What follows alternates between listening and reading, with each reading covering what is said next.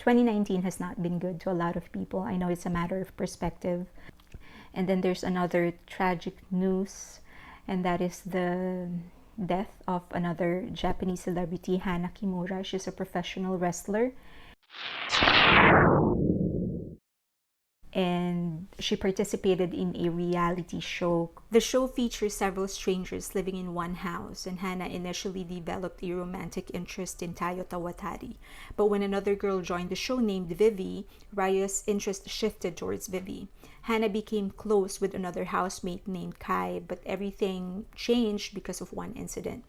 Kai accidentally washed Hana's wrestling costumes with his clothes. Hana's clothes shrunk, and Vivi tried to explain it was an accident, but Hana was still very much upset.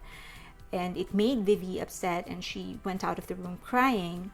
Hana was further aggravated because she thought Kai wasn't apologizing to her properly.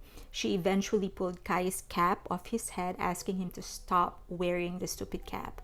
Netizens started attacking Hana after that.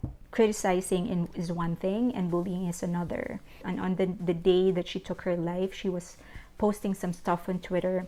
A lot of reporters and bloggers who talk about these incidents and other similar incidents credit bullying as the single cause of their decision to take their own life. I'm not an expert on the matter, but I have been bullied myself. I had to deal with some issues as well.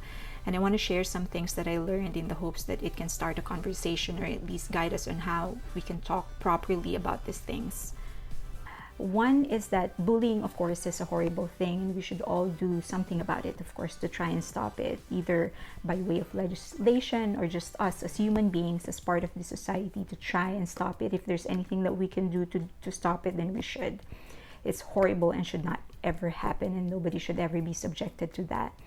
Second is that bullying has never been proven to be the sole reason for somebody to take their own life. There's a lot of factors in depression. There's a lot of things that can affect somebody's depression, one of which is mental health. So some are just physiologically ill. Mental illness may lead to suicide, and Dr. Eric Kandel of the Columbia University believes it's all about biology. Dr. Thomas Insel, the director of the National Institute of Mental Health, said that the only difference here is that the organ of interest is the brain instead of the heart or the liver or the pancreas. But the same basic principle apply. It's physiological. It's all about biology.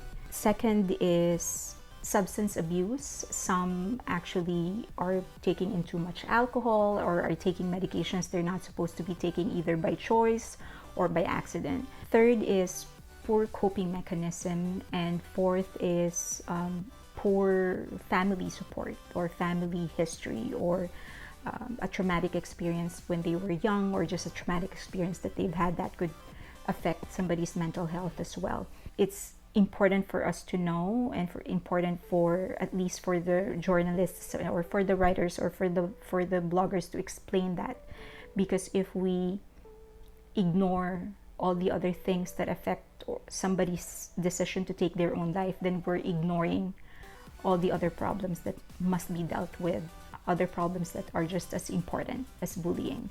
So I'm not saying that we shouldn't pay attention to bullying. We should. It should stop. It's painful and nobody should be subjected to it. But we need to acknowledge all the other factors as well, because if we just deal with one aspect of it, with one problem, and ignore all the others, then that's not going to stop people from taking their own life. The last one is that both the bullies and the bullied are in need of help. It's very hard to swallow. If you're a victim of bullying, it's very hard to have sympathy to the people that are hurting you. But if convicted criminals in prison, or sometimes even outside of prison, are given a second chance for rehabilitation and put their life back together, then bullies as well, they also deserve a second chance. They need help just as much, because wanting to inflict pain or misery on somebody, or feeling some amount of satisfaction when you hurt somebody or when you bully somebody is not normal. And so that in itself should prove that they are not in their right mind. And so I hope that this is a start of a discussion. I hope that nobody ever has to go through the experience of getting bullied again. And thank you for watching.